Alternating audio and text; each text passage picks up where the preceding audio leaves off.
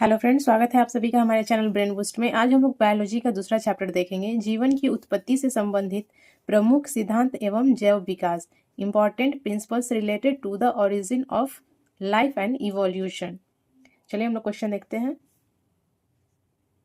जीव विकास को सर्वप्रथम किसने परिभाषित किया? जीन बैप्टिस्ट डी लैंडमार्क ने किया था। वैज्ञानिकों ने आधुनिक मनुष्य का अंतिम पूर्वज किसे माना है? क्रो मैग्नॉन मानव को अंतिम पूर्वज माना है। वर्तमान प्रमाण के अनुसार पृथ्वी पर जीव का उद्गम लगभग 2 अरब वर्ष पूर्व से माना जाता है। विकासवाद का सिद्धांत किसने प्रतिपादित किया? तो चार्ल्स डार्विन ने प्रतिपादित किया।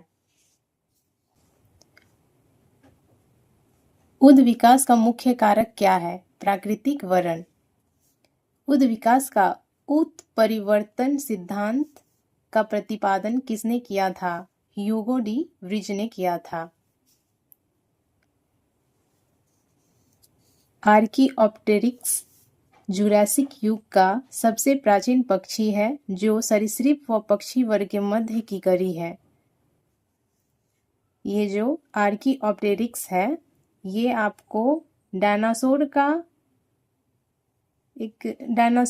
जैसा एक छोटा पक्षी है, उसी को हम लोग आर्कियोप्टेरिक्स बोलते हैं, जो कि सरीसृप पक्षी के वर्ग की मध्य की कड़ी है। मैमथ किस जीव का पूर्वज है? तो हाथी। पृथ्वी पर सबसे पहले किस जीव की उत्पत्ति मानी जाती है? नीलहरित शैवाल की। शीत ऋतु में पशुओं के प्रसुप्ति काल को क्या कहते हैं? हाइबरनेशन। किस जीव में स्नायु तंत्र तो होता है परंतु मस्तिष्क नहीं होता है? हाइड्रा। जीवाणु में किस प्रकार के राइबोसोम पाए जाते हैं? 70S राइबोसोम पाए जाते हैं। डायनासोर सरीसृप वर्ग में आते थे जिनका उदय मेसोजोइक युग में हुआ था। नील हरित शैवाल जीवाणु तथा कवक में लवक नहीं पाए जाते बल्कि लोमिली की आकार की कौन सी रचना पाई जाती है? तो क्रोमेटोफोर्स नाम की रचना पाई जाती है। किस पौधे में जाइलम वाहिकाओं का अभाव होता है? अनावृत बीजी एवं टेरिडोफाइटस में होता है। 5 जगत वर्गीकरण किसने प्रस्तुत किया था? विटेकर ने। जंपिंग जीन की खोज किसने की थी? मैक क्लिंटॉक ने। कौन से क्षार डीएनए तथा आरएनए दोनों में पाए जाते हैं? एडेनिन, ग्वानिन तथा साइटोसिन। ऐसे कौन से उड़ने वाले जीव हैं जो पक्षी वर्ग में नहीं आते हैं? चमगादड़। चमगादड़ को उड़ने की क्षमता होते हुए भी पक्षी वर्ग के अंतर्गत नहीं शामिल किया गया बल्कि इसे स्तनपायी वर्ग में सम्मिलित किया गया। वह समूह जिसके जंतु प्रायः रात्रिचर होते हैं मच्छर, चमगादड़ और उल्लू कहलाते हैं। असंश्लेषण की प्रकाशित एवं अप्रकाशित अभिक्रिया क्लोरोप्लास्ट में कहाँ संपन्न होते हैं? ये ग्रेना एवं स्ट्रोमा में होते हैं। मोलस्का संघ के कुछ जंतुओं में नीले या हरे रंग का रक्त किसके कारण होता है? हीमोसाइनिन के कारण होता है। हीमोसाइनिन के कारण। कवकों और उच्चतर पादपों की जड़ों के मध्य कौन सा कार्यात्मक साहचर्य पाया जाता है? कवक मूल।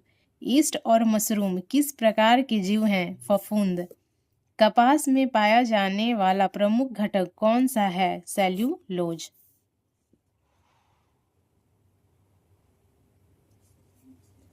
लाइकेन किससे निर्मित होते हैं? कवकों एवं शैवालों से। जीवन चक्र की दृष्टि से पौधों का सबसे महत्वपूर्ण अंग कौन सा है? पुष्प। क्लोरोफिल के निर्माण में कौन सा तत्व महत्वपूर्ण होता है? मैग्नीशियम। अधिकांश कीट किसके द्वारा श्वसन करते हैं? वातक तंत्र के द्वारा। कुनैन आवृत बीजी पादप है जो सिनकोना नामक पादप की छाल से प्राप्त होता है। तथा यह मलेरिया के उपचार के लिए प्रयोग किया जाता है। कुनैन और आवृत बीजी पादप जो सिनकोना नामक पादप के छाल से प्राप्त होता है और यह मलेरिया रोग के उपचार के लिए प्रयोग किया जाता है। सेब में पाए जाने वाले लाल रंग का क्या कारण है? एंथोसाइनिन के कारण सेब का रंग लाल होता है। टमाटर में लाल रंग किसके कारण उपस्थित होता है? लाइकोपीन के कारण टमाटर में लाल रंग उपस्थित होता है। शहतूत के फल का वैज्ञानिक नाम क्या है? मोरस रूब्रा, मोरस अल्वा एवं मोरस नाइग्रा।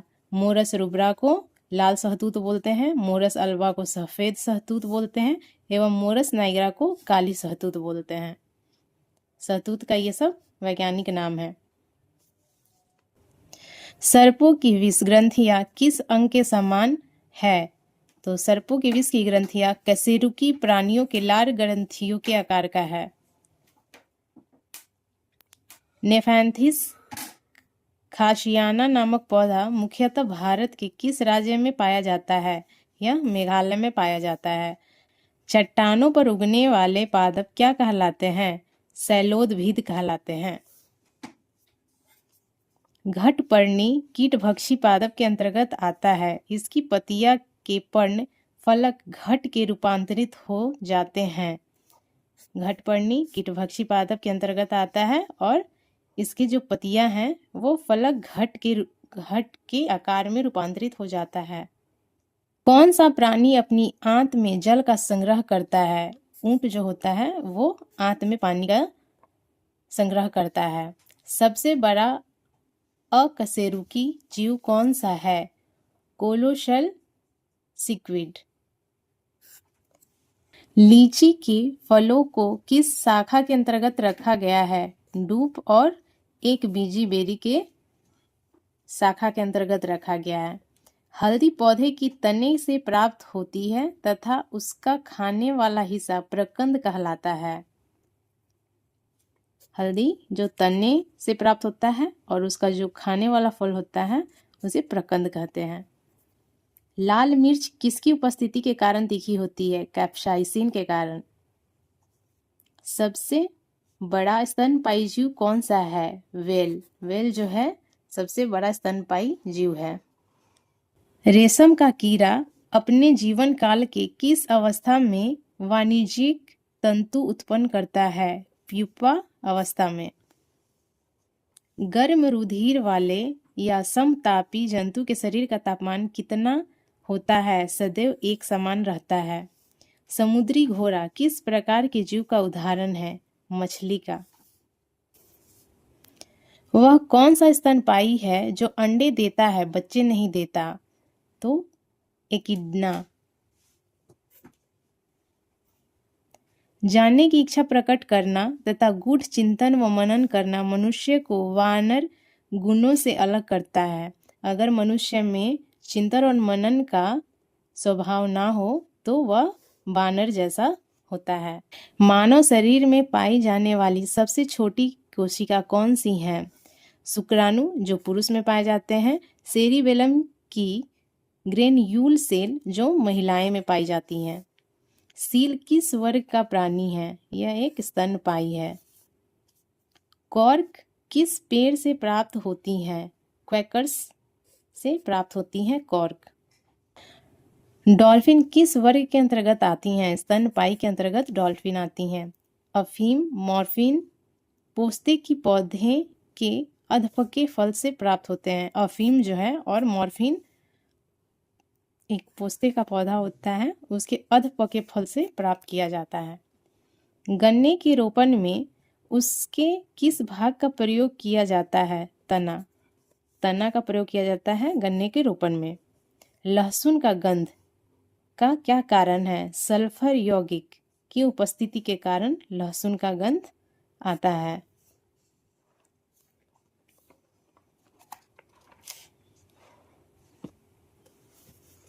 शुष्क जलवायु में अनुकूलित पेड़ पौधे को क्या कहते हैं? मरूदभिद कहते हैं।